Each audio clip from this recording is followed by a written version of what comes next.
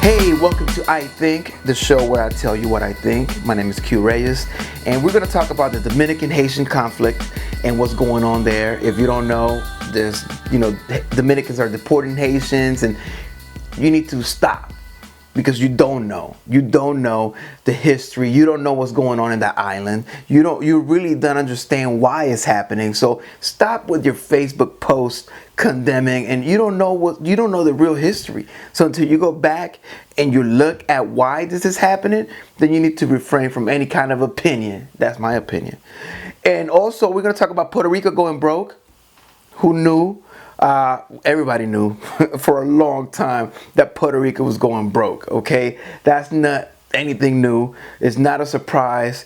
It's been a situation that's been developing for many years.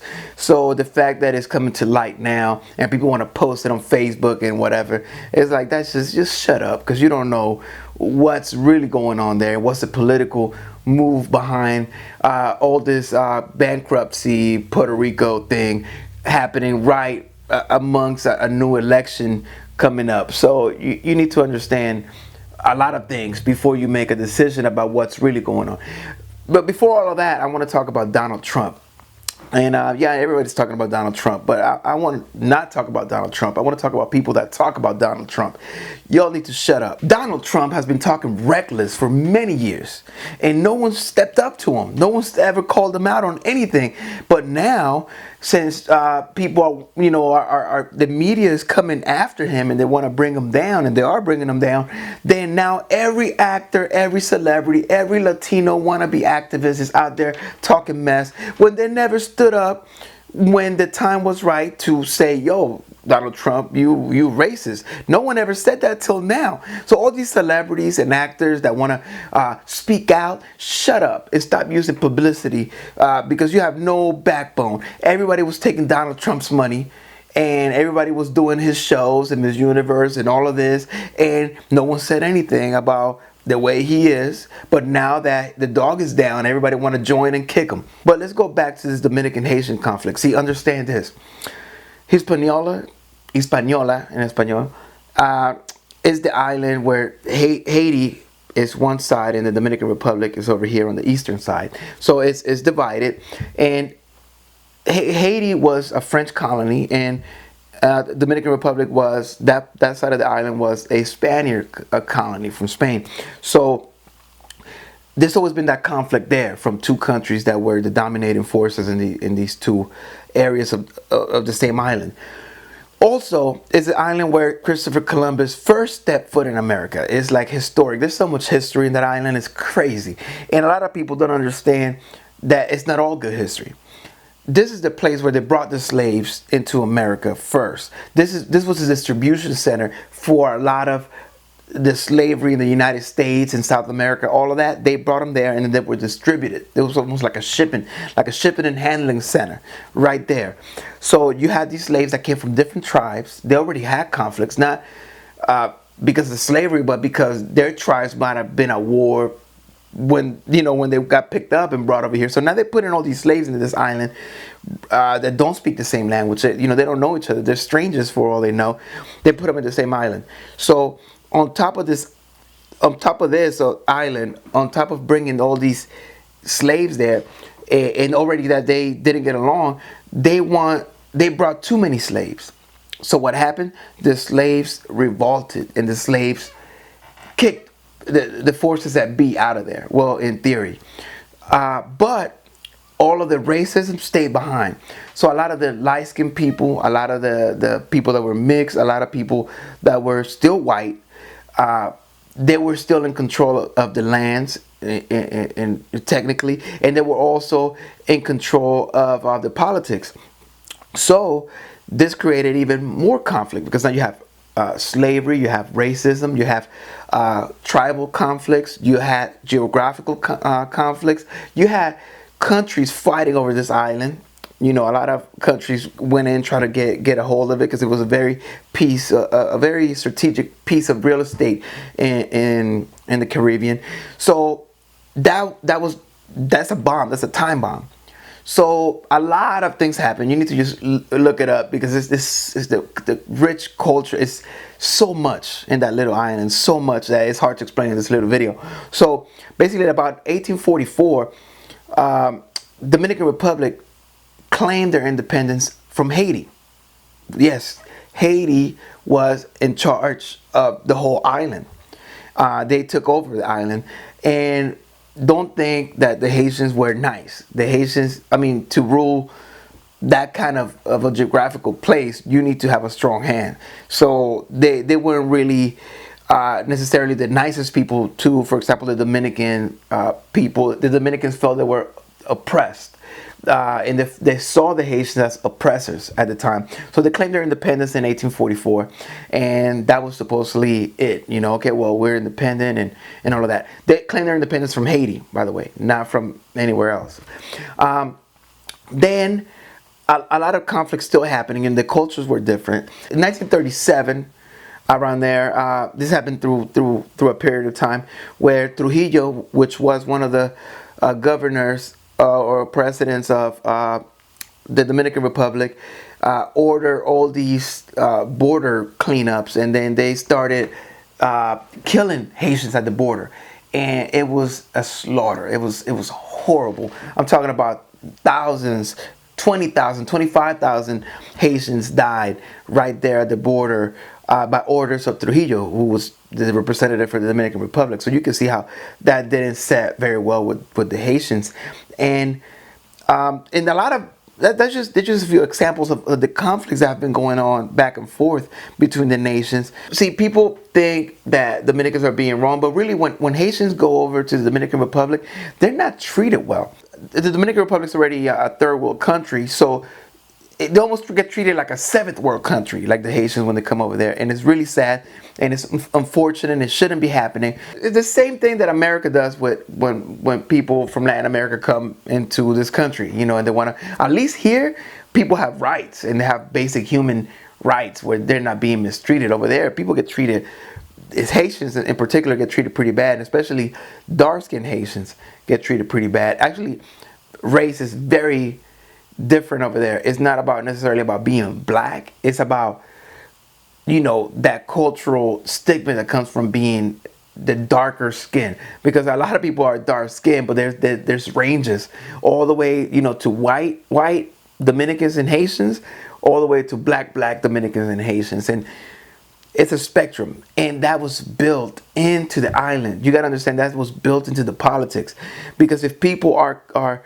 fighting over such menial things as racism, then they don't have time to really build a country. And after the earthquake in Haiti, you know, people, I mean, there's no structure there. I mean, that people lost their homes, families, they lost everything. So obviously the thing to do will be, well, let's go to the Dominican Republic. At least we get treated bad over there, but at least we'll find some food. You know, we'll at least find a roof somewhere. You know, I mean, it's a bad situation. Now let's talk about this. Like, why hasn't the United States or a lot of the countries really put a lot more emphasis in helping this island here and these people? One, there's no resources there. There's no oil in Haiti. There's no oil in the Dominican Republic. So why the heck are we going to go there? That's the way that it's seen, right? Also, they're like, well, you guys kicked us out. The slaves revolted and you guys wanted your own island. There you go. You deal with it. Because there's no other rationale why we help every other country in the world, and we have the poorest nation right at our footsteps. You know, think about it. Like, why? Unless there's racism. Could it be? Could it be that Haitians' lives don't matter? Could it be that Dominicans' lives don't matter? It could be a possibility. I don't know. We got to ask the politicians what they think about it, or if they even know where Haiti is. Now, let's move on. Let's move on to this Puerto Rico going bankrupt. And that, you know, that's my home. That's where I'm from. I'm very sad about that. But I've been sad about that for a long time. I mean, this situation's been bad there for many, many years.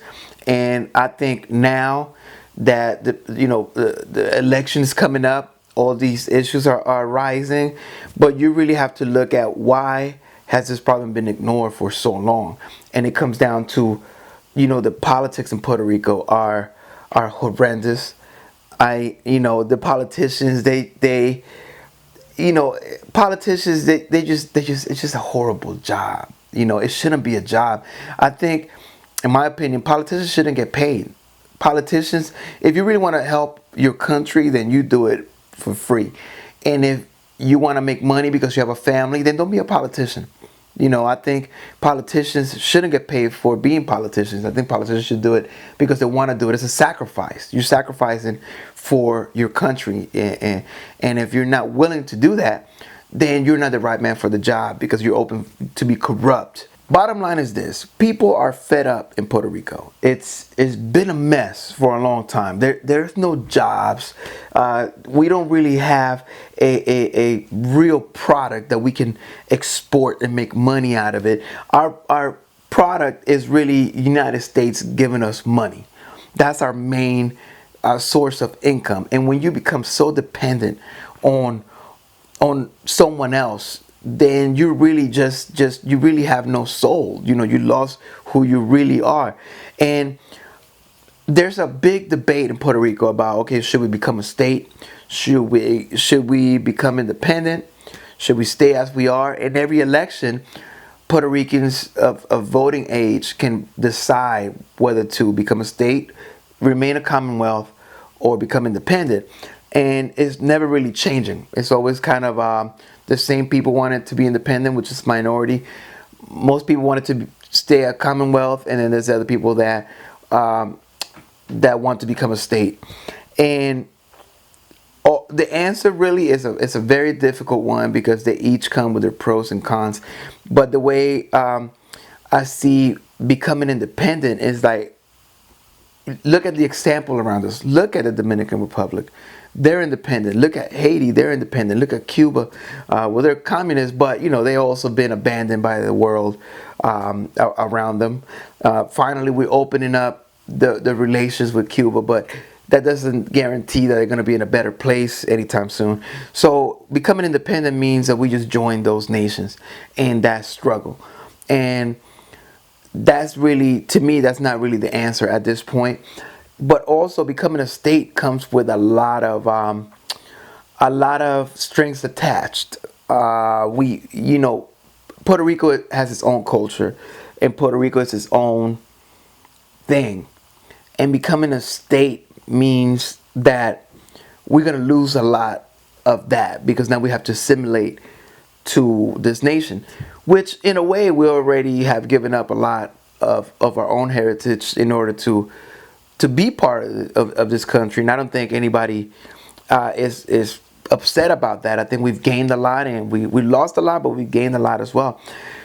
But remaining to be a commonwealth means that the situation economically continues to deteriorate because really the politicians there, to me, they just kind of go unchecked. They're just running wild in a way, and people are kind of have their hands tied because what do you really do?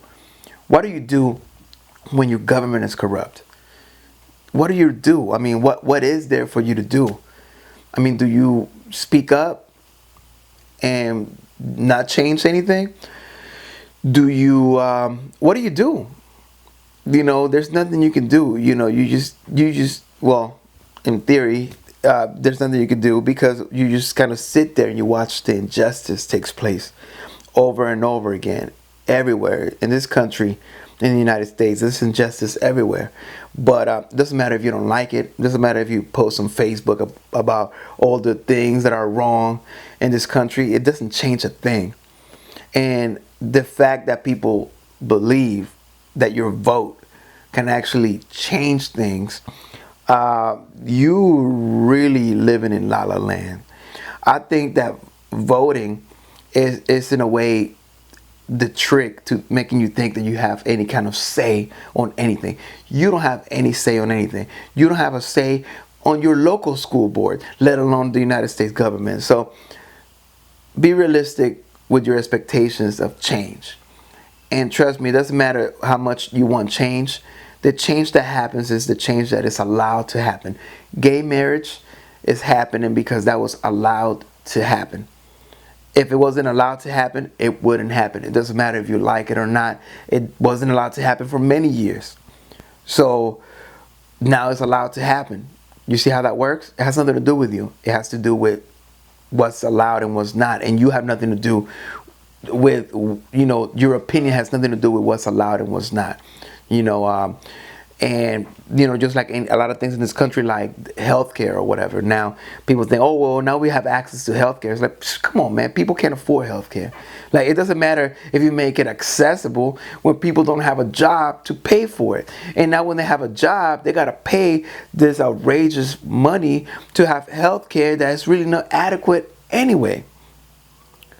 I'm upset with all of these things, and I've come to the conclusion that I'm not going to be able to change it. Neither are you. So you can either accept it and keep going, or you can reject it and keep going. Those are your choices. So that's what I think. That's been this episode.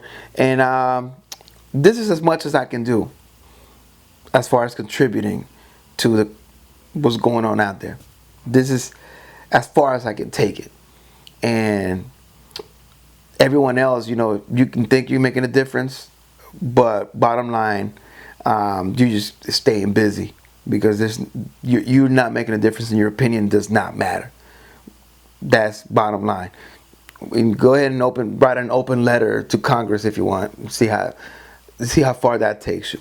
So just wanted to say that. Those are my two pieces. That's what I think. I'm out.